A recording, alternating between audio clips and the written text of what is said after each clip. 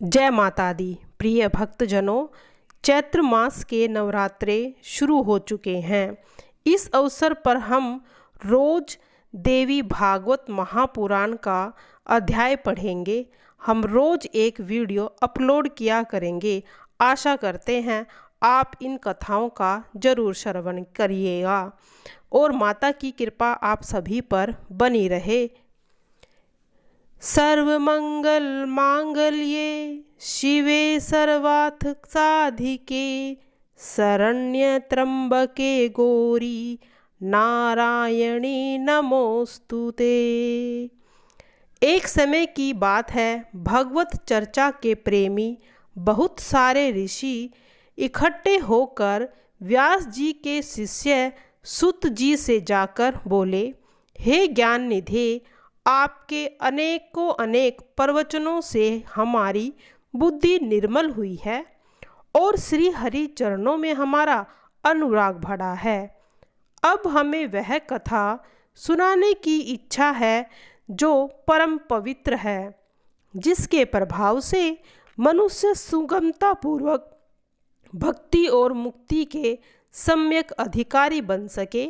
आपने हमें भगवान शंकर के पावन चरित्र और भगवान श्री कृष्ण जी की अद्भुत लीलाएं सुनाकर तो कृतकृत्य किया है, लेकिन इस समय हम आपके मुख से मनुष्य को अनायास और सुनिश्चित रूप से मुक्ति भुक्ति और रिद्धि सिद्धि प्रदान करने वाला पुराण सुनना चाहते हैं। सुत जी ने कहा, ऋषियों, तुम बड़े भाग्यशाली हो। जगत का कल्याण करने की इच्छा से तुमने बहुत उत्तम बात पूछी है। मैं आप लोगों के स्नेह पूर्ण अनुरोध पर सब शास्त्रों का सार बताता हूँ। आप ध्यान से सुनिएगा। श्रीमद् देवी भागवत पुराण सभी शास्त्रों और पुराणों का शिरोमणि ग्रंथ है। इसकी महानता के समक्ष अन्य पुराणों, तीर्थों और व्रतों की कोई गणना नहीं है। यह वास्तविकता है कि इस पुराण का इतना अधिक महात्म्य है कि जिसके सुनने से पाप रूपी वन तत्काल भस्म हो जाते हैं। पापों के नष्ट हो जाने से मनुष्य को पापों के फलस्वरूप मिलने वाली वेदना, दुख, शोक तथा कलेश आदि भुगतने पड़ते हैं। जिस प्रकार सूर्य के उदय होने से अंधकार नहीं रहता, उसी प्रकार देवी भागवत पुराण सुनने से अज्ञान, चिंता आदि व्याधि तथा कष्ट और बाधाएं नष्ट हो जाती हैं।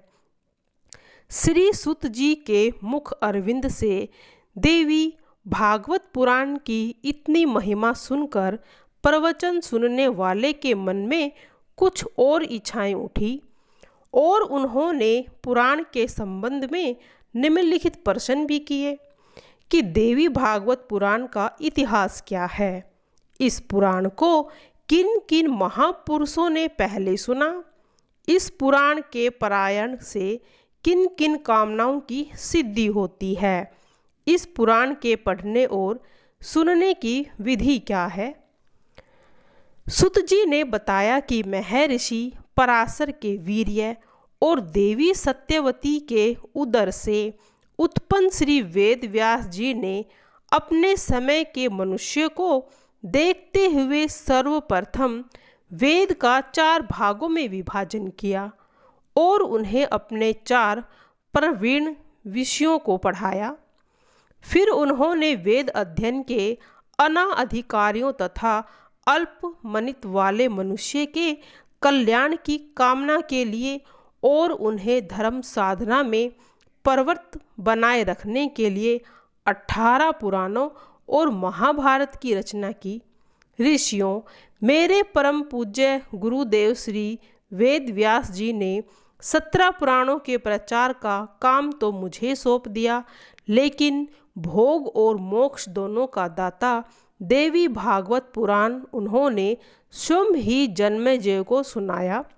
जन्मेजय एक पिता परीक्षित को तक्षक नाग ने डस लिया था और परीक्षित ने आत्म कल्याण के लिए श्रीमद् भागवत पुराण सुना था।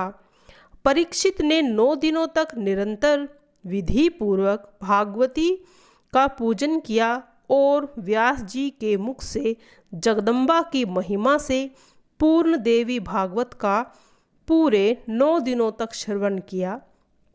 इसके फलस्वरूप उन्हें देवी का सालोक्य प्राप्त हुआ था।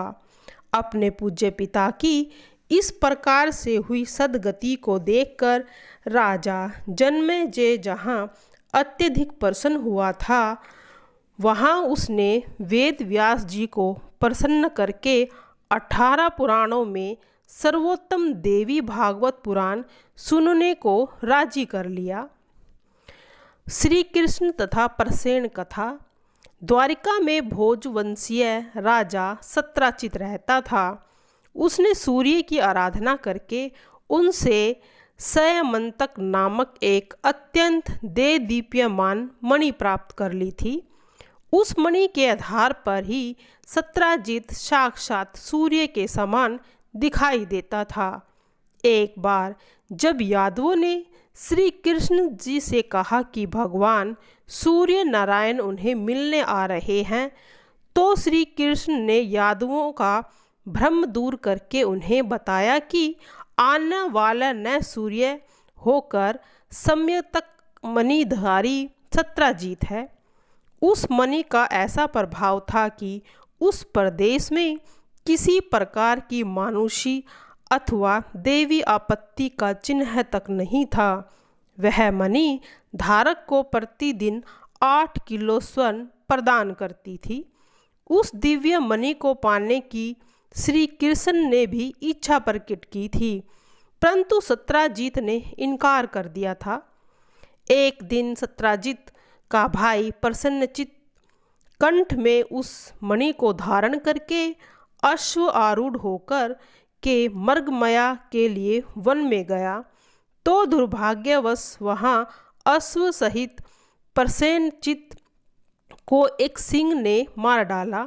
संयोग ऐसा हुआ कि जामवंत रीछ ने उस सिंह को मारकर उससे मणि ले ली और अपनी गुफा में गया। उस मणि को खिलौना समझकर जाम्बवंत का बेटा उससे खेलने लगा।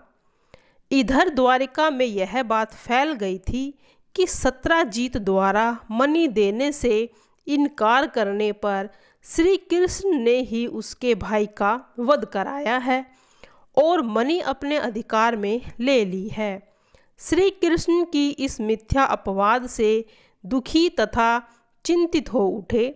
उन्होंने सत्य का पता लगाने का निश्चय किया और फलतः वे प्रसन्नजीत की खोज में निकल पड़े। श्री कृष्ण ने अपने साथियों के साथ वन में पहुंचकर अश्व सहित प्रसेनजीत को और उसके पास ही एक सिंह को मरा पाया। उन्होंने वहां एक रीछ के चरण चिन्ह भी देखे जो भीतर गुफा में उसके प्रविष्ट होने की सूचना देते थे।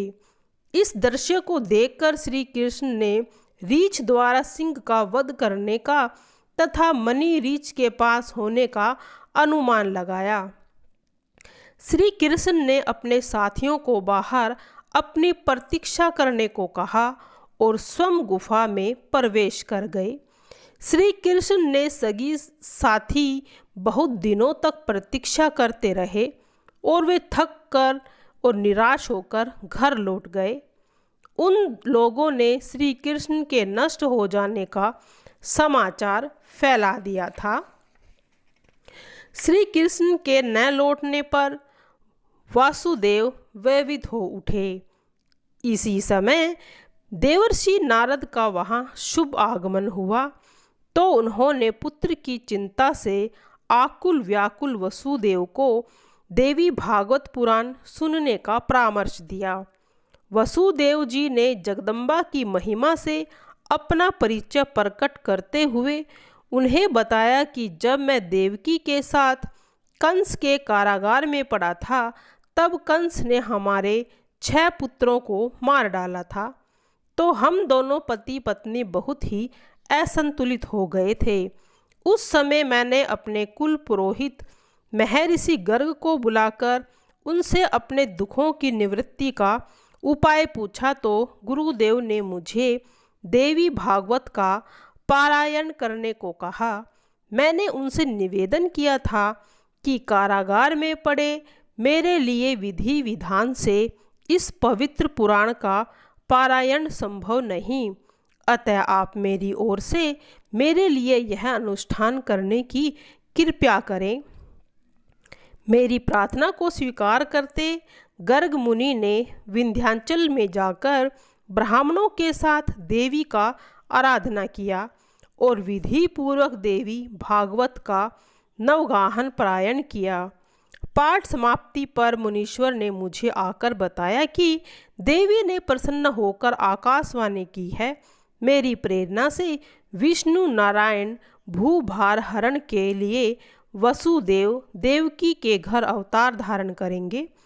वसुदेव को चाहिए कि उस बालक को नंद यशोदा के पास पहुंचा दे और उसी समय उत्पन्न यशोदा की पुत्री को ले जाकर कंस को सौंप दे। कंस उस बालिका को पृथ्वी पर पटकेगा और उसी समय वह बालिका कंस के हाथ से छूटते ही दिव्य शरीर धारण कर मेरे ही अंश रूप में लोक कल्याण के लिए विंध्याचल्य पर निवास करेगी। गर्ग मुनि के मुख से देवी के वरदान को सुनकर पत्नी के साथ ही मैं प्रसन्न हुआ। गर्ग मुनि के वचन के अनुसार ही सारी घटनाएं घटी और मैं अपने पुत्र रतन श्री कृष्ण को सुरक्षित रख पाया। यह सारा विवरण सुनाकर वसुदेव नारद जी से बोले, हे देवर्षि, देवी की महिमा का तो मैं तभी से कायल हूँ। मेरे सौभाग्य से ही आपका यहाँ शुभ आगमन हुआ है, अतः मेरी प्रार्थना है कि आप ही मुझे देवी भागवत पुराण सुनाने की कृपा करें। नारद जी ने प्रसन्न मन से नवाहन पारायण किया। वसुदेव ने 9वें दिन कथा समाप्ति पर ग्रंथ और वाचक का पूजन किया। उधर भगवती की माया से श्री कृष्ण जब गुफा में प्रविष्ट हुए तो उन्हें एक रीछ के बालक को मणि से खेलते हुए देखा। श्री कृष्ण ने जो ही बालक से मणि छीनी त्यों ही उस बालक और दात्री के कंदरण को सुनकर जाम्बवंत वहां आ पहुंचा और श्री कृष्ण जी से युद्ध करता रहा। दोनों में 27 दिनों तक युद्ध चला। जाम्बवंत निरंतर क्रश होता गया और देवी की कृपा से उत्तरोत्तर शक्ति संपन्न होते गए। अंततः श्री कृष्ण ने जाम्बवंत को पराजित कर दिया। जगदम्बा की कृपा से जाम्बवंत को पूर्ण स्मृति आ गई और उसने त्रेता में रावण वध करने वाले श्री राम को ही द्वापर में श्री कृष्ण का अवतार जानकर भगवान का वंदन किया तथा अज्ञान में अपने किए अपराध के लिए क्षमा मांगी। जाम्बवंत ने मणि के साथ साथ अपनी पुत्री जामवंती भी श्री कृष्ण को समर्पित कर उन्हें प्रसन्न किया। इधर मथुरा में कथा समाप्ति के दिन वसुदेव जी जब ब्राह्मणों को भोजन कराकर आशीर्वाद ले रहे थे तभी श्री कृष्ण मणि और भार्या सहित वहां आ पहुँचे। देवी कृष्ण श्री कृष्ण को देखकर सभी हर्षित हो उठे। वसुदेव जी और देवकी ने तो हर्ष के आंसुओं से अपने नेत्रों के तारों का स्वागत किया तथा भगवती के प्रति आभार प्रकट किया। वसुदेव जी को श्रीमद् देवी भागवत पुराण सुनाकर और उनके काम सफल बनाकर नारद जी देवलोक में चले गए। प्रिय भक्तों, यहाँ पर आज पहला अध्याय समाप्त होता है। अब हम पढ़ेंगे दुर्गा चालीसा। नमो नमो दुर्गे सुख करनी, नमो नमो अम्बे दुख हरनी। निरंकार है ज्योति तुम्हारी, तीनों लोक फैली उजियारी। शशि ललाट मुख महाविशाला, नेत्र लाल भुकरटी विकराला। रूप मातु को अधिक सुहावे, दरस करत जन अति सुख पावे। तुम संसार शक्ति लय की ना, पालन हेतु अंधन दीना। अन्नपूर्णा हुई जगपाला, तुम ही आदि सुंदरी बाला। प्रलय काल सब नासनहारी, तुम गौरी शिव शंकर प्यारी। शिव योगी तुम्हारे गुण गावे, ब्रह्मा विष्णु तुम्हें नित ध्यावे। रूप सरस्वती को तुम धारा, देश बुद्धि ऋषि मुनि उभारा। धरा रूप नरसिंहो अम्बा, प्रगट भई फाड़ कर खम्बा। रक्षा कर प्रहलाद बचायो, हिरण्याकश को स्वर्ग पठायो। लक्ष्मी रूप धरो जग माही, श्री नारायण अंग समाही। क्षीर संधु में करत विलासा, दया सिंधु दीजे मम आशा। हिंगलाज में तुम्ही भवानी, महिमा अमित न जात बखानी। मातंगी धूमावती माता, भुवनेश्वरी बगला सुखदाता। श्री भैरव तारा जग तारणी, छिन्न भाल भव दुख निवारणी।